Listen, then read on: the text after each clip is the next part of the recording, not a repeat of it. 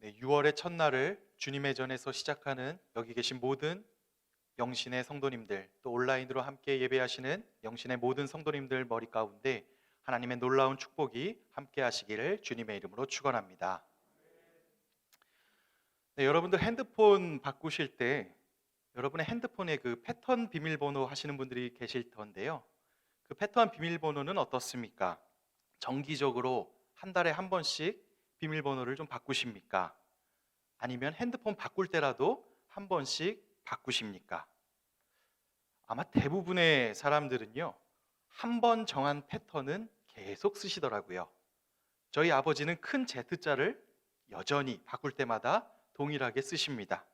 어머니는 리을자를 쓰시고요. 또 어떤 분은 기역자를 계속 쓰십니다. 왜냐하면 한 번 정해진 패턴은 우리 삶 가운데 굉장히 익숙하기 때문에 그렇습니다. 그래서 익숙한 것을 굳이 바꾸지 않으려고 우리는 합니다. 익숙한 것을 바꿀 때에는, 그래서 변화가 올 때에는 우리에게 부담이 있습니다. 갑작스러운 여행이나 출장, 또는 갑작스럽게 동창 모임을 한다고 하면 이거 굉장히 부담스럽습니다. 기쁨과 동시에 스트레스가 있습니다. 기쁨을 주는 이유는 일상에서 벗어난다는 새로운 설레임이 있겠지만, 또 스트레스가 오는 이유는 일상의 패턴이 깨지기 때문입니다. 이렇듯 갑작스러운 삶의 변화들은 우리에게 설레임과 부담을 동시에 줍니다. 그래서 갑작스러운 변화에 부담을 좀 줄이기 위해서 특별한 일정이 있으면 미리 준비를 합니다. 가족 여행이 있으면 미리 계획을 하고 회사에서 스케줄도 조정하고 자녀들의 일정도 맞춥니다. 변화의 크기에 따라서 준비하는 기간도 달라지겠지만, 한 가지 공통된다는 점은 변화를 위해서 우리는 준비한다는 것입니다. 우리의 삶도 다양한데 고대 사람들의 삶은 우리와 조금 달랐습니다. 이스라엘 성경에 나온 사람들 뿐만 아니라 고대에 살던 사람들의 패턴은 굉장히 단순해서 해 떠 있으면 일하고 해 지면 자고, 해 뜨면 또 일하고 해 지면 자는, 그게 그들의 삶의 단순한 패턴이었습니다.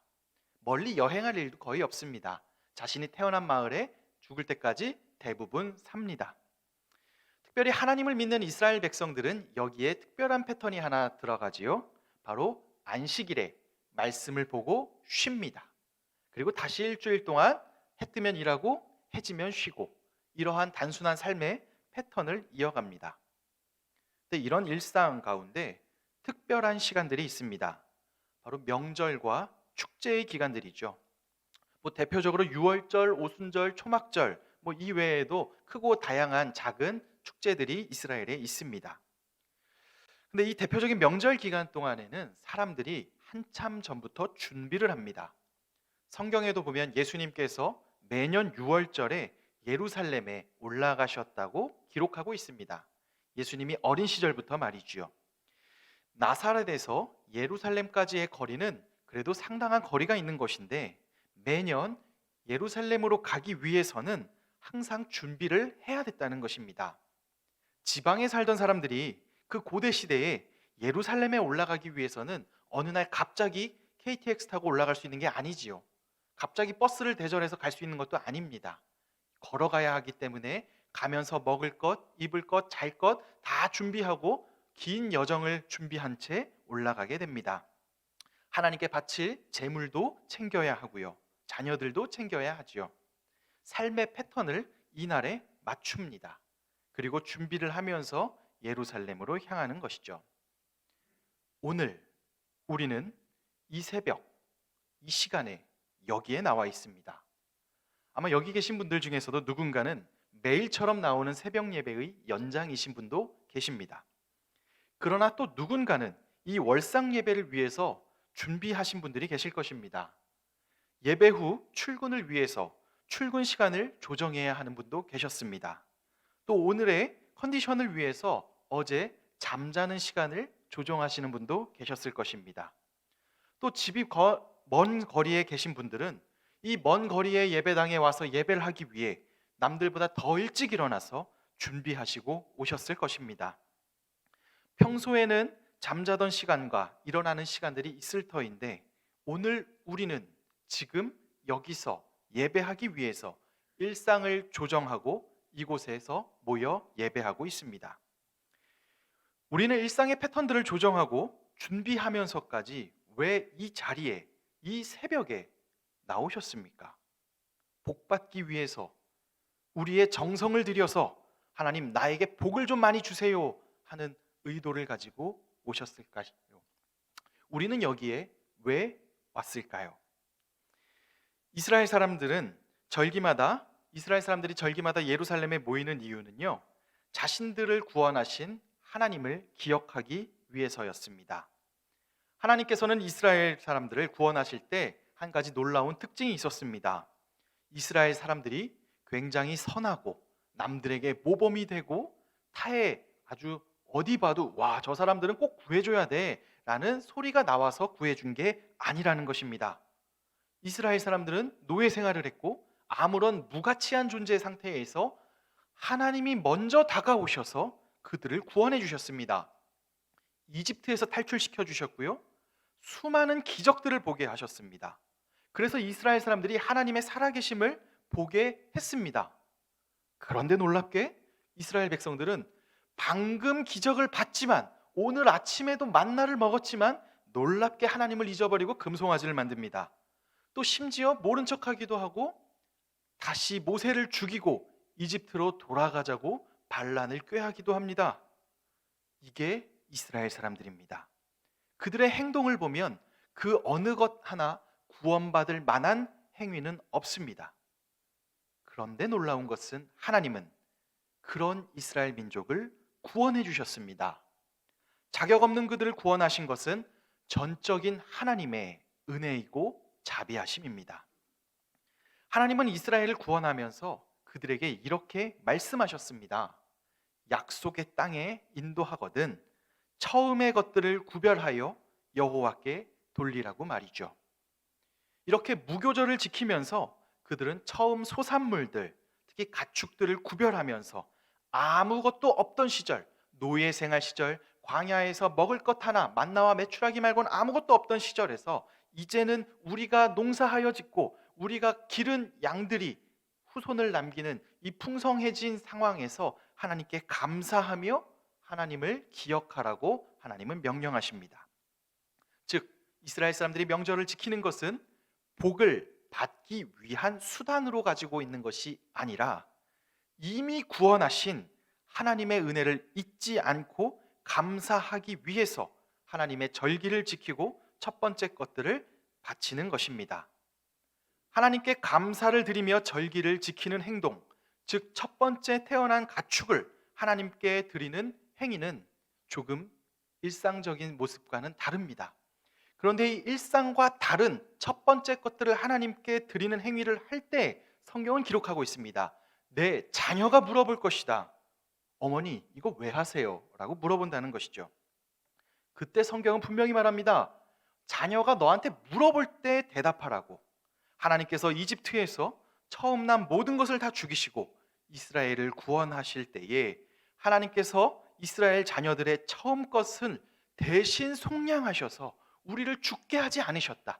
그리고 우리를 구원하셨다라는 사실을 자녀들한테 분명하게 알리라고 하는 것입니다. 무엇보다 하나님이 자격 없는 우리를 구원하셨다는 이 놀라운 사실을 자녀들에게 바로 이때 첫 것을 하나님께 드릴 때 알리라는 것입니다. 우리는 어떠합니까? 우리가 하나님의 자녀가 된 것은 우리의 능력이 뛰어나서 또는 우리가 도덕적으로 흠결이 없어서 우리가 완벽해서 택함을 받으셨습니까? 이집트에서 종살이하던 이스라엘 사람들과 우리는 크게 다르지 않습니다. 전혀 자격이 없습니다. 그런 우리를 대신해서 하나님께서는 자신의 아들을 십자가에 달려 죽게 하심으로 말미암아 우리를 구원하셨습니다. 자신의 아들의 피값으로 말미암아 우리를 값치르고 구원하시고 사셨습니다. 그래서 죽어야 할 우리가 예수님의 보혈로 살아있고 무엇보다 하나님의 자녀가 되는 놀라운 권세를 얻게 되었습니다. 그런데 우리는 너무나 연약해서 이스라엘 사람들이 수많은 기적을 보고 오늘도 만나를 먹었지만 하나님을 멀리하고 이집트로 돌아가자고 했던 것처럼 우리도 하나님을 멀리합니다. 때로는 하나님이 도대체 어디에 있느냐고 한탄하기도 하며 하나님보다 세상의 권세와 출세가 더 소중해 보이기도 합니다. 그래서 하나님을 멀리하기도 하지요. 그러나 한 가지 기억하셔야 될 것은 하나님의 더 큰 자비하심은 이러한 연약한 사람들의 모습을 아십니다. 그래서 기념일을 통해 하나님의 구원을 기억하게 하셨습니다. 그것이 첫 것을 구별하여 기억하게 하신 것입니다. 오늘 우리가 이 자리에 여기에 모여서 예배하고 각자의 처소에서 시간을 구별하여 온라인으로 예배하는 이유도 여기에 있습니다. 현대인들에게 있어서 가장 소중한 게 무엇이겠습니까? 바로 시간입니다. 돈을 버는 이유도 내 시간을 줄이고 남들이 내 시간을 대신 일하게 하기 위해서 돈을 버는 것이지요. 이 시간의 중요성은 선약에서 나오지요. 어떤 것들이 있어도 내가 선약이 있다 하면 다 양해를 받습니다. 그만큼 현대인들에게 있어서 가장 소중한 자원이자 가장 소중한 것은 시간이기 때문에 그렇습니다. 그런데 우리는 그 삶의 근간이 되는 시간을 지금 쪼개어서 하나님께 드리고 있습니다. 이 새벽의 시간은 우리의 일상의 패턴과 어긋나는 시간입니다. 오늘을 위해서 수면 시간을 바꾸고 출근 시간을 조정했을 것입니다. 하루의 컨디션이 어쩌면 아침 일찍 일어났기 때문에 더 개운하다고 말할 수 없을 것입니다. 약간 낮 시간이 되면 머리가 아플 수도 있습니다. 그럼에도 불구하고 이 시간을 구별한 것은 하나님, 나에게 없는 복을 주세요라는 간구가 아니라 이미 하나님이 나를 구원하시고 나와 우리 가족에게 넘치는 복과 사랑을 주셨다는 사실을 잊지 않기 위해서 온 것입니다. 우리가 기억해야 됩니다. 우리는 하나님께 우리의 정성을 얼르고 달래서 복을 받아야 될 그런 종살이의 노예에 사는 자들이 아닙니다. 이미 하나님의 자녀입니다. 천하보다 귀한 여러분을 위해서, 저를 위해서 하나님께서 자신의 아들 예수 그리스도를 십자가에 달려 죽이심까지 사랑하시고 천하보다 귀한 존재로 세워주셨습니다. 이 사랑을 끊을 수 있는 존재는 아무도 없습니다. 우리가 연약하여 이 사실을 잊는다 할지라도 하나님은 이 사실을 오늘 다시 기억하라고 하고 있습니다. 그러니 우리는 이렇게 시간을 구별하여 하나님의 전에 나옵니다. 또 나왔고 매달 이렇게 나옵니다. 그럴 때 우리의 자녀들과 우리의 다음 세대들은 물어봅니다. 왜 어머니는, 왜 아버지는 한 달에 한 번씩 새벽에 교회에 나가서 예배하냐고. 그 먼 거리를 그냥 집에서 드리면 되지 왜 아침부터 일어나서 준비하시고 나가서 거기에서 예배를 하냐고 물어보죠. 그때가 마땅히 자녀들에게 신앙을 교육할 때입니다. 자격 없는 나와 우리 가족을 하나님이 구원하셨다. 지금 누리고 있는 이 혜택과 평안함은 하나님께서 허락하신 것이다. 그렇기에 하나님께서 주신 은혜를 잊지 않고 감사하기 위해 내가 지금 나가는 것이다. 그 나가는 아버지 어머니의 뒷모습을 보고 자녀의 신앙은 생겨나게 되는 것입니다. 그렇다면 오늘 우리가 이 자리에 온 이유를 세 가지로 정리해 보겠습니다. 첫째는 받은 복을 기억하는 것입니다. 우리는 하나님께 구원받은 자녀로서 그 복을 기억하기 위해서 나왔습니다. 우리는 연약하여 하나님이 주신 복, 그리고 내가 누구인지를 늘 잊고 삽니다. 세상은 우리한테 말하죠. 너는 별 가치가 없어. 야, 너 같은 게 어떻게 하나님의 자녀냐? 야, 너는 별로잖아. 라는 수많은 이야기들 속에서 우리의 자존감은 바닥이 칠 수 있습니다. 그 가운데 하나님은 우리가 하나님의 자녀로서의 권세를 놓지 않기를 원하십니다. 매 주일날 드리는 예배는 이 하나님의 구원의 감격이 있는 통로입니다. 또한 한 달의 시작을 구별하여 드리는 이 행위는 하나님께서 드리는 우리의 모습 또한 우리에게 이미 주신 복을 잊지 않기 위한 귀한 행위입니다. 하나님께서 자격 없는 우리를 구원하셨고 이미 주신 놀라운 복들을 기억하는 시간이 바로 이 시간입니다. 하나님의 은혜가 아니면 우리는 이 자리에 있을 수 없습니다. 에베소서 2장 8절과 9절은 우리한테 이렇게 말하고 있습니다. 너희는 그 은혜에 의하여 믿음으로 말미암아 구원을 받았으니 이것은 너희에게서 난 것이 아니요 하나님의 선물이라. 행위에서 난 것이 아니니 이는 누구든지 자랑하지 못하게 함이라. 그러니 이 새벽 우리는 마땅히 우리를 구원하신 하나님께 감사합시다. 종과 같은 우리가 하나님의 자녀가 되었다는 놀라운 복된 소식을 기억하는 새벽 됩시다.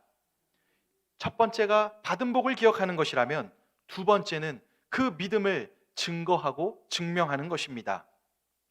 우리의 믿음의 행동들은 우리의 믿음을 증거합니다. 믿음은 머리에 동이로 끄덕임으로 완성되는 것이 아닙니다. 믿음은 움직이는 것입니다. 예수님은 제자들을 매번 다시 세우면서 결국 마지막에 말씀하신 결론이 나옵니다. 요한복음서 21장에 예수님은 제자들에게 나를 따르라 라고 이야기합니다. 나를 따르는 것은 그 자리를 박차고 일어나는 행위를 말합니다. 머리를 끄덕이는 것이 아니라 움직일 때 그 믿음이 보여지는 것입니다.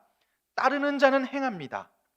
믿는 자는 행하고 행하는 자는 믿습니다. 이 새벽을 구별하는 여러분들은 한 달을 구별하여 여러분의 행위로 구원을 받은 것이 아닙니다. 월상 예배를 드렸기 때문에 하나님이 나를 구원하셨지가 아닙니다. 그러나 우리의 구별된 이 예배의 행위는 우리가 하나님의 자녀라는 믿음을 증명합니다. 그리고 그러니 이 믿음의 여정을 소중히 여겨야 합니다. 모든 시간 앞에서 하나님께 구별된 시간을 드릴 수 있는 사람은 어찌 인생의 주인이 하나님이라고 고백하지 않을 수 있겠습니까? 월삭을 구별할 수 있는 신앙의 사람들은 인생의 주인이 하나님이심을 삶으로 드러내는 것입니다. 그러니 이 새벽을 구별하며 한 달의 시간을 구별하는 모습을 다음 세대로 계속 전수하기 바랍니다. 그렇게 우리의 신앙이 증명될 때 세 번째가 나옵니다. 바로 복음이 전수됩니다. 이 믿음의 행위로 보여진 신앙은 다음 세대로 전수됩니다. 여러분이 믿고 있는, 여러분이 알고 있는 성경에 관한 신학적 지식들이 다음 세대로 전수될 것 같습니까? 전혀 그렇지 않습니다. 수많은 성경 지식들은 다음 세대로 전수되지 않습니다. 살아계신 하나님을 전수하는 유일한 길은 선대가 삶으로 살아낸 모습만이 기억납니다. 이 자리에 구원의 기쁨을 가지고 예배의 자리로 나오신 여러분들의 그 삶의 모습이 출근 시간을 조정하고 수면 시간을 조정하며 도대체 부모님은 왜 저럴까 하는 의문을 갖게 하는 이 삶으로 구별된 시간들이 전수됩니다. 주일 예배를 사모하며 우선순위를 정하는 삶, 그 모습들이 자녀 세대로 전수되며 자녀와 또 다음 세대로 전수됩니다. 우리의 이런 모습을 행할 때, 우리가 구별된 삶을 통할 때 자녀 세대는 묻습니다. 왜 그렇게 하시냐고. 베드로전서 3장 15절은 이렇게 말합니다. 너희 마음에 그리스도를 주로 삼아 거룩하게 하고 너희 속에 있는 소망에 관한 이유를 묻는 자에게는 대답할 것을 항상 준비하되 온유와 두려움으로 하고. 오늘날 자녀 세대 20대 이하의 종교를 가진 인구는 20%도 되지 않습니다. 그 대부분의 자녀들이, 대부분의 다음 세대 사람들이 종교 자체에 관심이 없습니다. 그런데 우리의 삶을 보고 질문을 합니다. 왜 아버지는, 왜 어머니는 첫 시간을 하나님께 바치십니까? 이렇게 질문할 때가 하나님의 복음이 전수될 때입니다. 우리 영신교회에서는 월상 예배를 드리는 아름다운 이 전통이 있습니다. 이 전통이 다음 세대로 복음을 증거하는 통로가 될 것을 확신합니다. 추상적이고 관념적이고 철학적인 종교 생활이 아니라 실제적이고 인생의 우선순위 싸움에서 하나님을 택하는 삶으로 보여지는 삶의 신앙의 모습들이 우리 자녀 세대로, 다음 세대로 전수되길 바랍니다. 그래서 살아있는 복음의 역사와 하나님의 일하심이 이 교회를 통해 끊임없이 30년 후에도 50년 후에도 증거될 수 있길 바랍니다. 말씀을 맺겠습니다. 우리가 이 시간 나온 이유는 복을 받기 위한 수단으로 나온 것이 아닙니다. 정성으로 하나님을 얼르고 달래서 많은 복을 성취하기 위해 온 것이 아닙니다. 이미 저와 여러분은 하나님의 복된 자녀입니다. 이미 수많은 복을 누리고 있습니다. 그 복을 기억하십시오. 그러니 담대하게 한 달을 사십시오. 하나님이 아버지 되시는데 무엇이 두렵습니까? 두려워하지 말고 놀라지 말며 하나님의 자녀됨으로써 담대히 한 달을 사십시오. 또한 우리가 이 시간을 구별하는 행동을 통해 우리의 믿음이 증명됩니다. 이 믿음의 증명은 우리의 자녀들, 영신교회의 다음 세대들에게 전수될 것입니다. 우리의 청년들이, 우리의 교회학교 학생들이 묻습니다. 왜 우리 교회의 어른들은 시간을 구별하여 월상 예배를 하느냐고. 그때 우리를 구원하신 복음의 놀라운 소식, 하나님의 놀라운 사랑의 소식이 전파될 것입니다. 그러니 이 예배를 소중히 여기시며 담대하게 주님의 복으로 나아가는 한 달 되시기를 주님의 이름으로 축원합니다.